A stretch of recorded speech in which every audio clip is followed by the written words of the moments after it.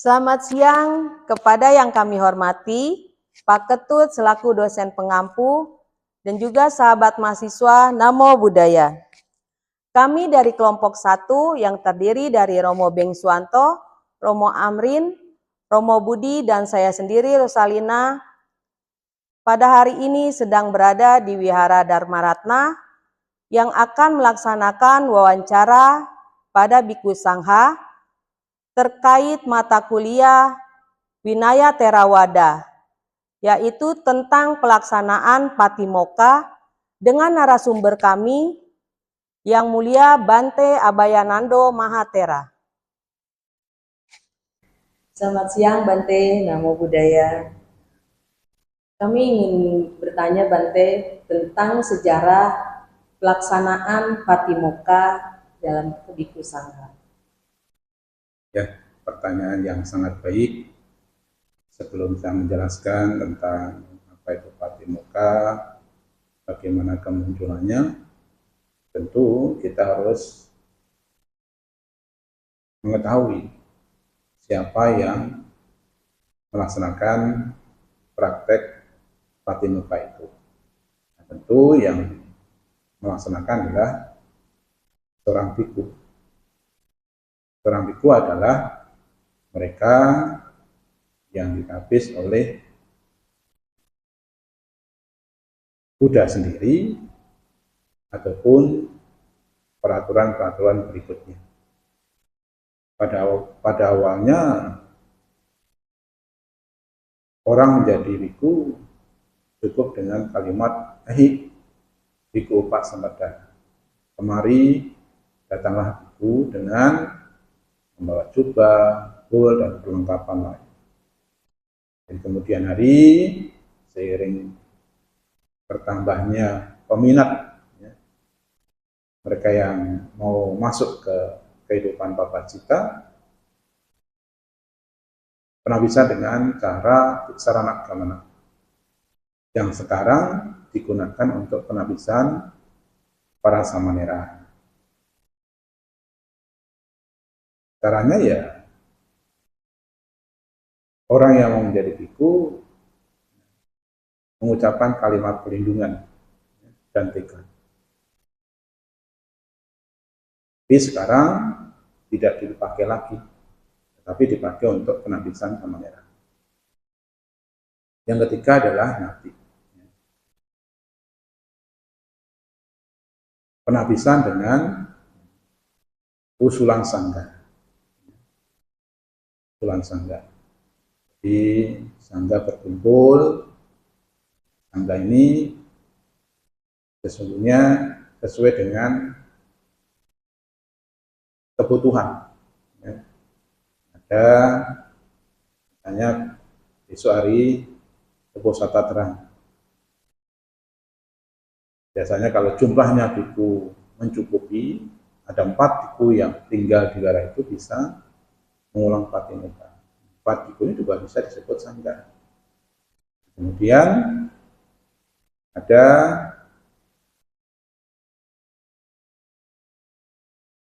bhikkhu yang berwasa dan bisa melaksanakan upacara Patimokkha. Di wilayah itu harus ada 5 orang bhikkhu. Itu juga bisa disebut sangga. Jadi sebutan sangga itu sesungguhnya sesuai dengan kebutuhan. Tapi pada umumnya orang mengenal perkumpulan para bhikkhu. Jadi kalau dalam Vinaya ya nanti ada yang butuh 4 bhikkhu, ada yang harus terpenuhi 5 bhikkhu, harus terpenuhi 20 bhikkhu dan sebagainya. Termasuk kembali sesuai dengan kebutuhan sangga kama. Ya.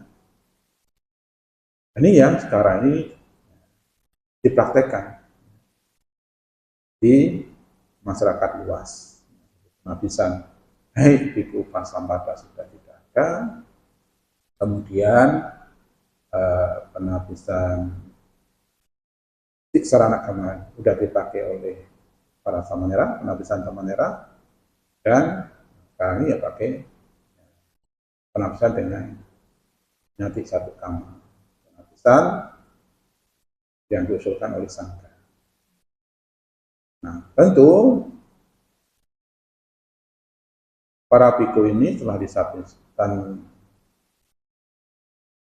menjadi biku, mereka sudah disabitkan menjadi biku, ya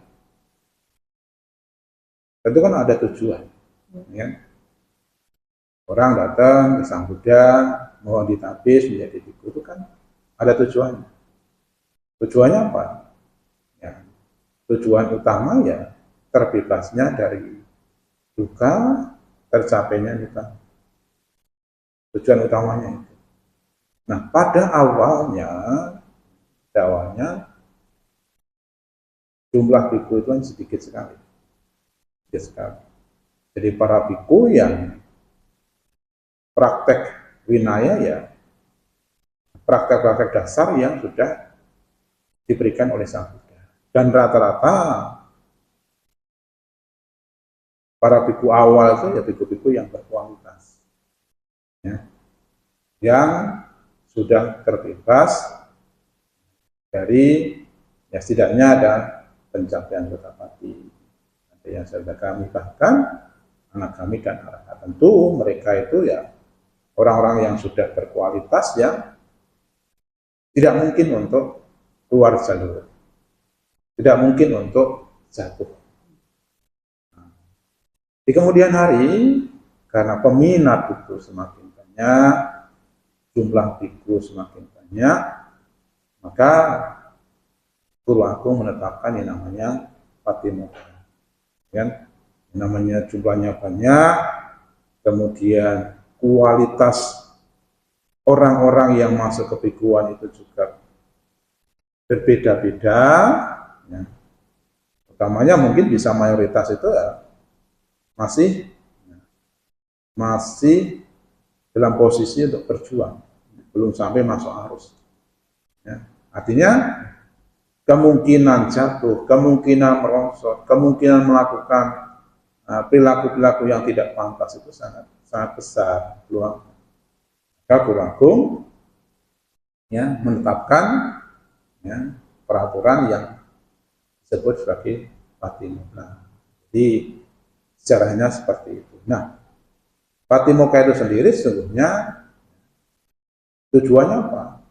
Tujuannya ya bagaimana seorang biku itu ya, bisa ya, waspada, ya, tidak lengah, sehingga melakukan hal-hal yang tidak terpuji, hal-hal yang tidak membawa kepada kesucian.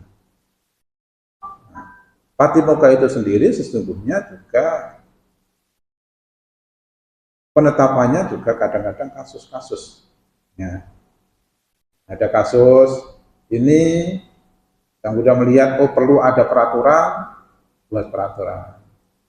Ada umat yang melihat seperti ini, Sang Buddha melihat itu perlu, dibuatlah peraturan.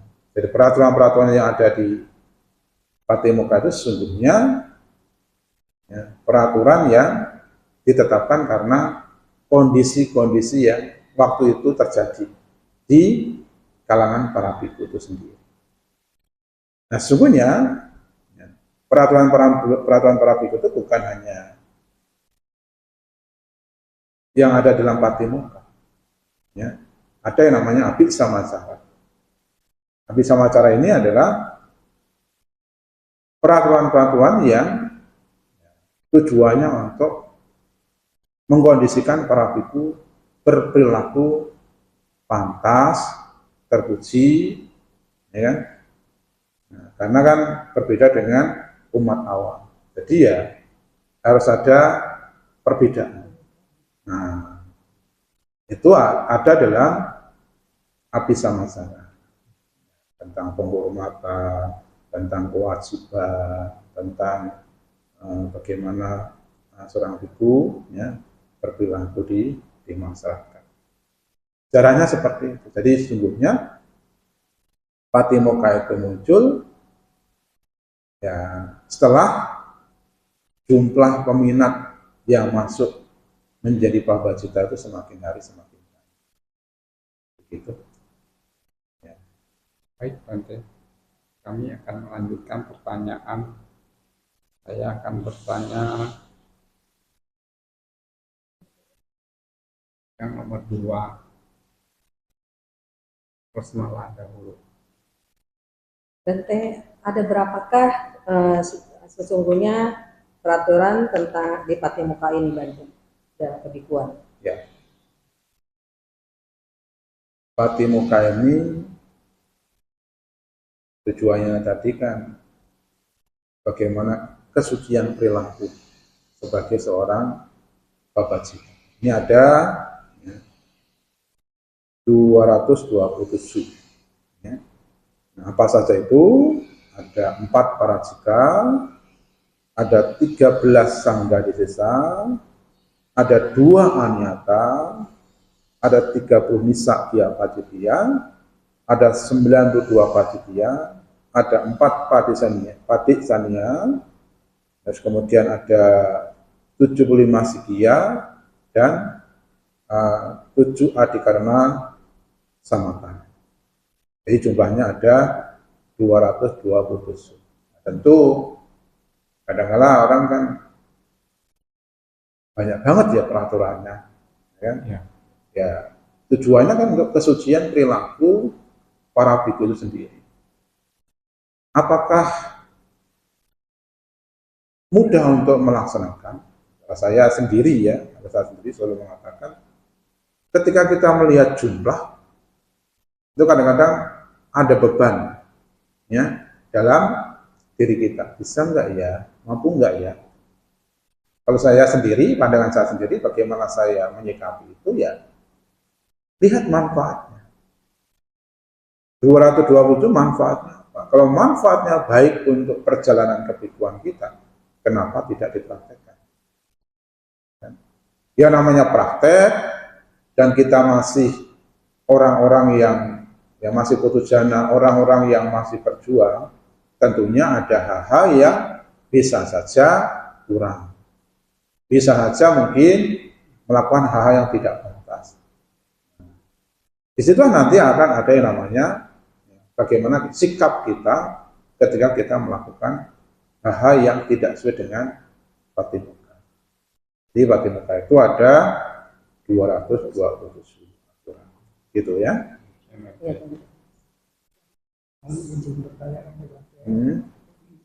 Bagaimana sanksinya apabila seorang biku melanggar Patimuka? Ya. Oke. Ya. Seorang biku, tadi saya menyambung dengan kalimat-kalimat yang saya jelaskan tadi, karena kita masih orang putujana, orang yang masih berjuang, orang yang masih berlatih, ya tentu ya, yang namanya pelanggaran itu kemungkinan bisa terjadi. Ya, kemungkinan bisa terjadi. Pelanggaran itu disebut sebagai apatik. Ya, apatik. Jadi besok misalnya ya, kita akan apatik dengan para biku yang lain. Jadi kita mengakui kesalahan kita ya kepada siapa saja, ya, biku junior, biku senior ya, kepada siapa saja bahwa ya, sengaja atau tidak sengaja bisa melakukan pelanggaran-pelanggaran ya di setengah purnama ya, bulan gelap ke bulan kita melakukan pelanggaran kan tiap 2 minggu sekali kita kembali untuk melihat aturan kita dengan mendengarkan Patimuka. Kalau di wihara itu cukup 4 biku, tapi kalau kemudian tidak cukup ya, bisa melakukan parisudu 3 biku, 2 biku, itu parisudu namanya. Jadi kita pengakuan, kemudian kita praktekkan. Atau kemudian kalau sendiri bagaimana? Sendiri pun juga kita bisa aditana uposata. Ya, aditana uposata itu ya, ini hari uposata, mengingat kembali bahwa saya masih seorang biku yang punya peraturan, ya, akan berusaha untuk lebih baik dan lebih baik. Gitu ya. Ya. Bante, mau ada tambahan. Biasanya Bante yang melaksanakan yang suka ada pelanggaran itu biku senior, ada nggak sih Bante gitu? Apa biasanya biku junior? pelanggaran bisa dilakukan oleh siapa saja. Ya kan? Selama orang itu belum mencapai kesucian, pelanggaran itu masih bisa terjadi. Nah, kita nggak tahu yang mencari kesucian siapa ini. Ya, jadi siapapun. Artinya kebikuan itu kan bukan diukur dari senior dan juniornya semata. Junior senior itu kan ukuran dalam kebikuan dalam arti bukan kualitas batin, tetapi lebih kepada tingkatan bahasa. Tetapi yang namanya kualitas batin itu siapa saja. Kalau kita kembali pada sejarah-sejarah Sang Buddha, itu banyak samana yang sudah arahat. Ada Sanga Sopaka, Samkicca, Pandita, ya itu kan ya sudah arahat semua. Ya. Nah, jadi ya siapa aja memungkinkan, ya kan? Kita enggak usah. Semua memungkinkan, ya, baik perumah tangga maupun terapi itu sebelum ya mencapai tingkat ya, kesucian itu ya kemungkinan untuk melakukan pelanggaran sangat besar sekali peluangnya. Nah, oleh karena itu ada Patimokkha inilah sebagai remnya, gitu loh, ya kan? Ibarat mobil, kalau ada remnya, ya kan? Yang penting remnya nggak blong ya, remnya pakem ya. Artinya kan kemungkinan ketika ada di perjalanan, jalanan turun, ini kan kita tenang kan? Coba kalau kita enggak mobil itu enggak ada remnya, tenang nggak perjalanannya? Oh, kemungkinan jatuh, kemungkinan nabrak itu besar, ya kan? Kalau kita bilang di masyarakat itu ada lampu merah, ada markah jalan, ya siapa saja bisa melanggar. Dengan adanya aturan itu, ya setidaknya kita, ini markah jalan loh, ini lampu merah loh. Nah, Patimokkha dan Abhisamayacara itu sungguhnya rambu-rambu. Ya, jadi ya kita berusaha. Ya, oke. Jangan diam aja. Ya. Jadi apabila seorang biku melakukan pelanggaran Patimokkha tersebut, apakah yang harus dilakukan? Ya. Yang dilakukan adalah ya, pengakuan. Ya, pengakuan. Jadi pelanggaran atas ya, peraturan latihan yang menyebabkan seorang biku mendapat hukuman itu disebut apati. Ya, apati. Nah, pelanggaran itu kategorinya ada berapa macam. Ya, ada yang namanya pelanggaran berat. Atekicca. Artinya ya atekicca ya pelanggaran yang tidak memungkinkan untuk diperbaharui lagi. Ya, itu melanggar 4 parajika. Nah, itu tidak bisa untuk diperbaharui lagi. Nah, kemudian ada ya, pelanggaran yang sifatnya bisa diperbaiki. Ya, bisa diperbaiki, yaitu pelanggaran sedang. Nah, pelanggaran sedang itu meliputi ya pelanggaran Sangghadisesa. Ya, pelanggaran Sangghadisesa ini bisa diperbaiki setelah pengakuan, kemudian manata, menyendiri, kemudian nanti menghadap. Nah, ini kembali pada kebutuhan yang disebut sangga, menghadap 20 biku. Jadi harus kumpul 20 buku untuk misalnya untuk menerima hukuman. Ya bukan, kan sudah manata hukuman itu, kemudian perbaikannya, pembaruannya itu harus dihadapkan 20 buku. Ya, itu sangat disesat. Kemudian ada pelanggaran yang sifatnya ringan. Pelanggaran sifatnya ringan itu yang meliputi pelanggaran ada tulacaya, pacitya, padisania, dukata, kemudian upasita. Ya, setidaknya ya kalau tentang bul, tentang jubah, tentang kata-kata, gitu. Itu ada di situ. Itu pelanggaran ringan ya. Itu nanti apati, kemudian bertekad kembali. Ya, jadi Apa yang harus dilakukan? Kesimpulannya ya pengakuan dan perbaikan. Pengakuan terbaik. Tapi ada yang tidak bisa diperbaiki kan gitu. Ini, ya, jadi ada yang bisa diperbaiki, sedang dan ringan, dan yang tidak bisa diperbaiki itu berat. Cukup waktunya untuk masih Terima ada. kasih Bante. Baik, Atas terima kasih Bante penjelasan dan pencerahannya untuk kami. Mungkin ada yang masih belum paham. 15 menit kan cukup kan? Iya, Cukup, cukup Bante. Ya nanti kan dia. Nanti kalau sebagai ungkapan terima kasih pada Bante, kami sampaikan anumodana, mohon diterima persembahan dari kami. ya, Mari bersama kita melakukan para seraya mengucapkan Okasa Wadami Bante. Yuwadana silisa nicamu dapat sainu arotama wadanti wano suka pala. Sadu, sadu, sadu. anumodana. Terima kasih Bante. Bante. Anumodana. Ada yang ditanyakan? Sudah cukup. Cukup. Namo Buddhaya. Ya demikianlah sahabat mahasiswa, hasil wawancara kami dengan Yang Mulia Bante Abhayananda Mahatera tentang sejarah dan juga aturan Patimokkha.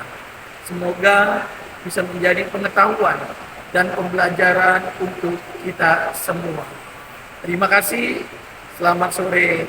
Namo Buddhaya.